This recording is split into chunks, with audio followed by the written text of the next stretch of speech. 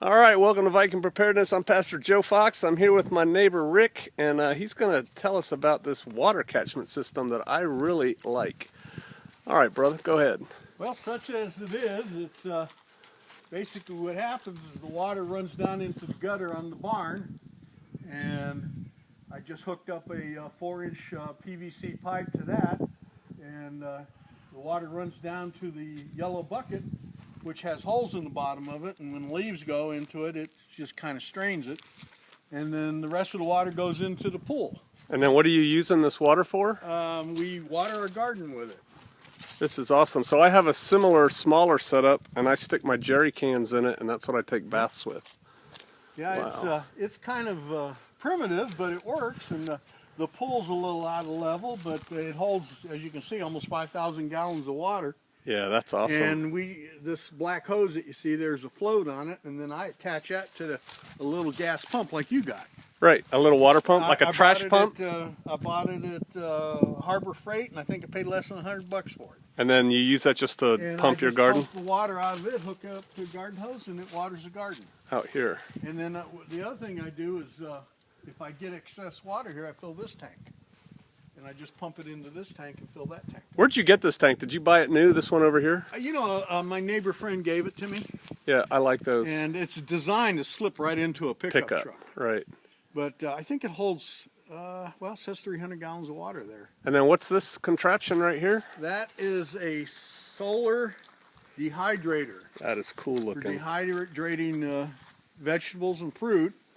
And I made it out of stuff I had laying around here, but I got the design out of Mother Earth News magazine. Because see, you're a Mother Earth News kind of Oh, guy. I've Your been whole reading place. Mother Earth News since the hippies were writing it. Since you had long hair. That's right, exactly. So yeah, I do. It's kind of simple, you know. It's not much to it. So right now it's about what, 40-something degrees? It is, and it that says one 100. doesn't work. Oh, okay. Over here, this one does, and it's 100 and about 105 degrees in there right now. All right, so people are going to be interested in this too. So you built this contraption, this box. Come around here. Oh yeah. Don't pay attention to the lights. I'm just storing them there. I'm not really doing anything with it right now, but if you put your hands in there, it's real warm, and the heat comes up through there. Okay. You open up these vents, and then the heat comes so up. that you could let the excess heat out. That's if it right. gets You too want hot. some circulation, and then you put the vegetables and the or fruit on here, and it dehydrates in just a few days. What kind of screen is that? Oh, this is a BPA approved screen for dehydrating. I bought it online. Okay. And it holds up to the temperatures, and it supposedly doesn't release any chemicals. So I don't know how true that is, but that's what they say. So Rick's about 10 years ahead of where we want to be on Shofar Mountain as far as what he's got going on here. This is nice. I'll tell you what, Joe. Since you guys appreciate this sort of thing, I'll give this to you.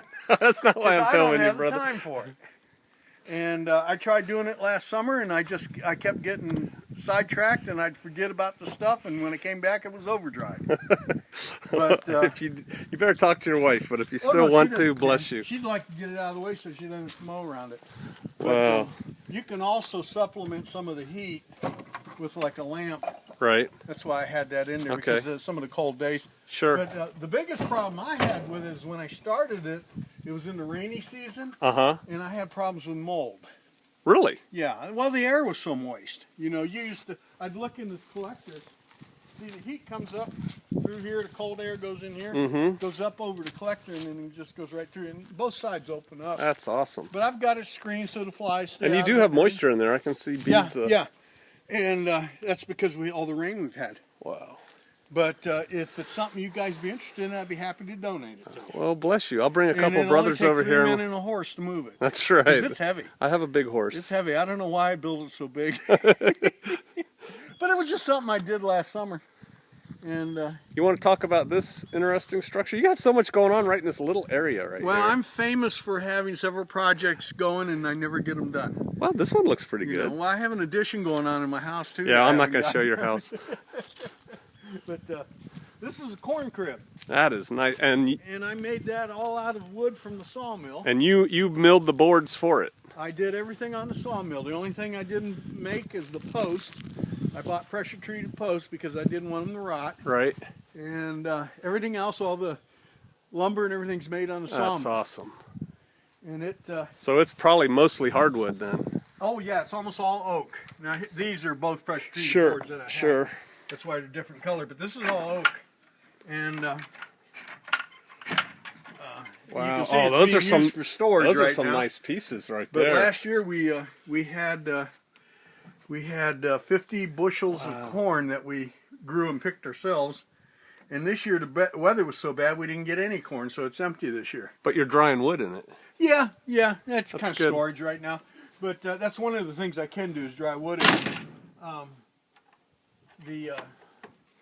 Actually, this could probably hold several acres of corn. I really overbuilt. You it. built it. tend I to remember do when you that, built know. it. I was thinking Well, that's a lot of that's corn. I had no idea how much I needed.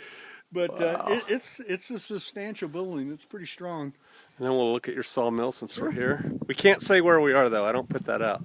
Oh, that's fine. All right. So you built this shelter for it too. Yep. Out of wood you milled, right? For the most I part. bought the sawmill when I first moved onto the land with the thoughts of building lumber for my buildings, which we've been doing a lot.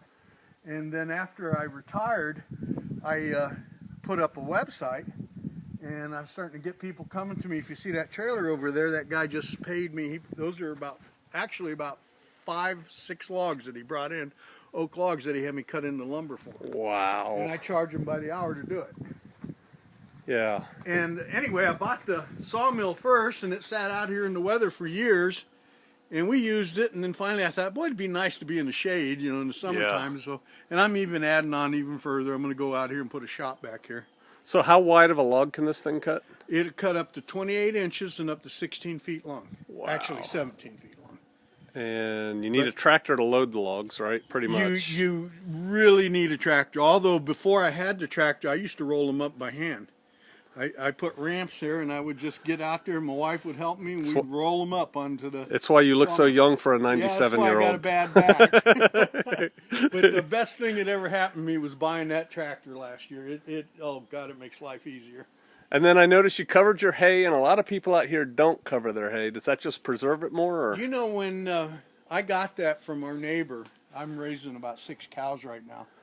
And he came over to me, and he's been nice enough to let me use his property. He's a retired farmer.